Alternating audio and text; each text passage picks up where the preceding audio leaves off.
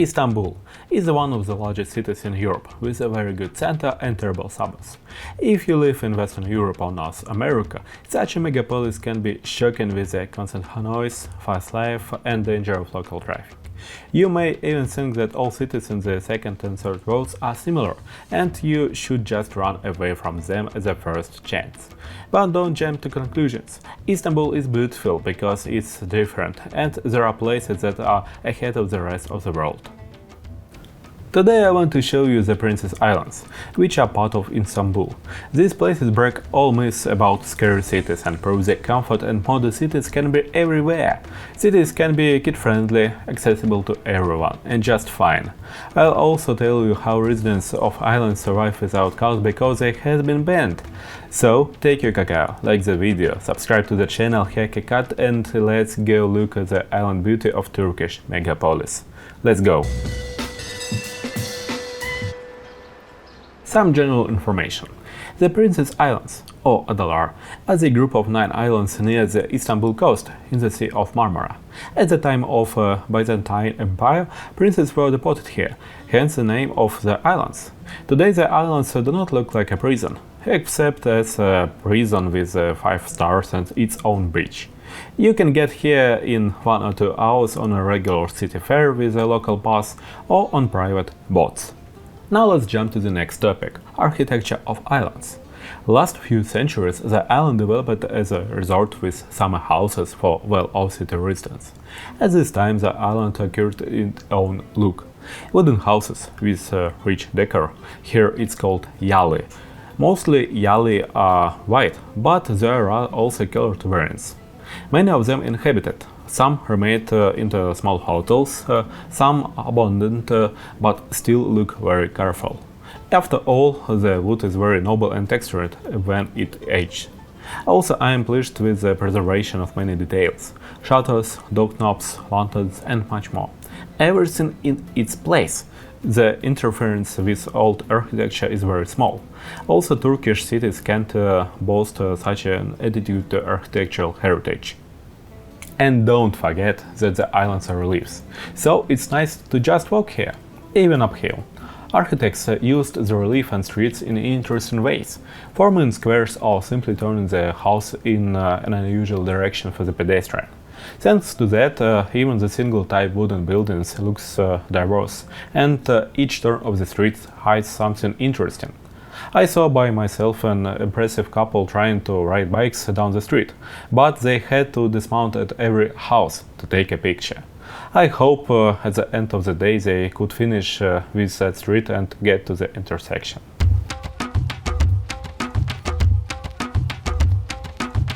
Of course, not all houses here are monuments of architecture. There are also a lot of regular buildings that don't have anything important in them, but it doesn't draw attention to itself and doesn't spoil the look of the streets, because these houses are not high-rise and garish architecture.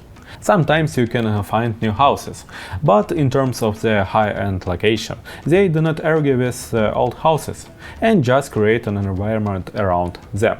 It's an interesting combination of old and new. And there are cats and seagulls everywhere, and even tomatoes grow on the streets. Another thing that should be mentioned is the landscaping. There is a lot of it, and almost every yacht will have its own garden. Generally, there is a good harmony between the development and the greenery.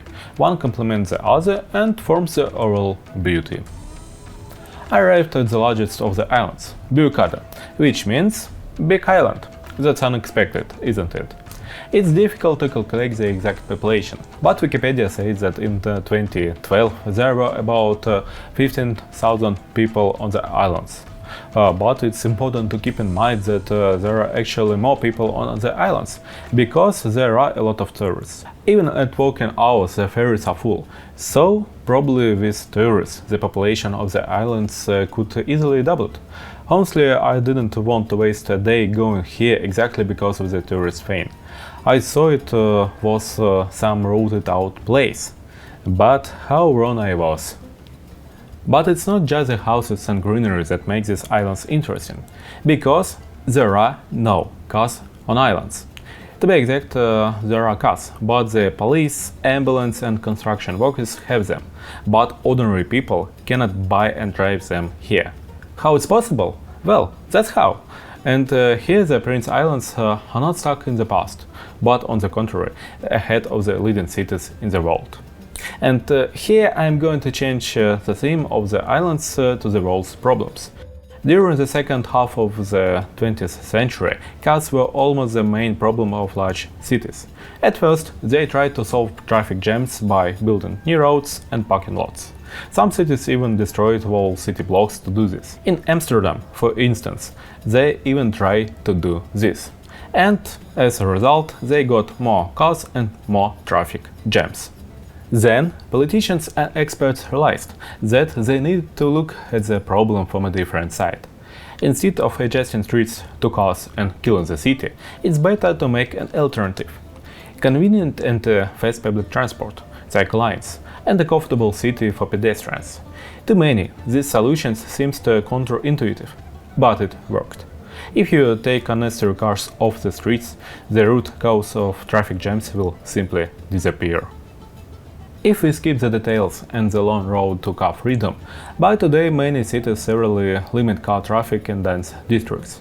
For example, we can remember London, with environmental restrictions and tolls in the city center. Paris, where streets are physically redesigned and prohibit driving through the center for non-residents. Some cities are already introducing or actively planning car-free zones. So, there is no way you can drive into the center of Oslo. For the last 5 years, they've been removing parking from the center and closing off streets after streets to finally come up with one big car-free zone. Hamburg in Germany plans to create a green network by 2035 that will cover 40% of the city. These areas will open only for pedestrians and cyclists. I hope you get the idea. Cars are too big, and it's a problem for cities. And the bigger the city, the less space it has for them. And here we come back to the Princess Islands. Because this problem wasn't allowed from the beginning, and they live quite happily. The streets here, like 100 years ago, belong to the pedestrians. Yeah, you can walk as you want, and no traffic police will punish you. Today, kids play in the streets with their friends and walk around the city. Plus, there is a huge number of cyclists here despite the relief. Even the souvenirs here have pictures of cyclists on them. What is interesting is that they even put numbers on bicycles in a very homemade way. I saw that the idea of car numbers for bicycles had died out in the Soviet Union and left only in North Korea. But no. Cargo and products are delivered on cargo bikes and electric forklifts, which are usually used in storage areas. There are several streets with workshops and shops in the city center. They even have to put bollards there to limit them. But outside of the streets, everything is quiet. Old people and people with limited mobility, on the other hand, most often travel in small electric wheelchairs, or electric motorcycles, or small battery-powered cars. I don't know what to call it exactly, but you obviously get the gist of it. Interesting that only a few years ago horses were used here for transportation, and that was very disliked by animal advocates. It created problems for the city and was just problematic for the residents themselves, because you have to clean, feed, take care of them, and so on. Now I haven't seen any horses, just cats and all painting in the souvenir shops. Oh yeah, there was one carriage in the back of the house in the center, but there were no horses around. Where did the horses live? Because there were 1,500 on the islands. I found two explanations. According to one, many horses died during the pandemic, but not the COVID-19. There was a pandemic of its own among the animals. Against this background, it became easier to agree with the animal advocates and do away with horsepower in favor of cargo bikes. According to the second one, the municipality of Istanbul had bought back the houses from the owners and then gave them to the police and different organizations. At the same time, the news reports that many houses died in transit or just lost. According to animal protection workers, the fate of about 800 houses is unknown. But I think that in reality the truth is somewhere near. And with the pandemic and the ransom and the animal protectors, just a lot of factors combined. Anyway, there are no cars, there are no horses on the island today. What's especially pleasing is that there are no electric kick scooters either. In 2020, the city bought electric buses and started public transportation here. There is also a hub on the square near the piers, where roads to different parts of the island depart from. There is also a really cute coffee shop with kitties. Yeah, there are a lot of cats on islands and in Istanbul in common. I recommend sitting by the window and gazing at the city with a 100 electric bus fleet. To get a pass, you need an Istanbul card and then you just get on and go. There are both large and small electric cars. Also, there are special markings and signs in the streets where the roads run, so you don't forget that the buses can go here. But they go around 20 km per hour, so pedestrians and cyclists still walk as they want, and it's okay. So it's turned out it happens.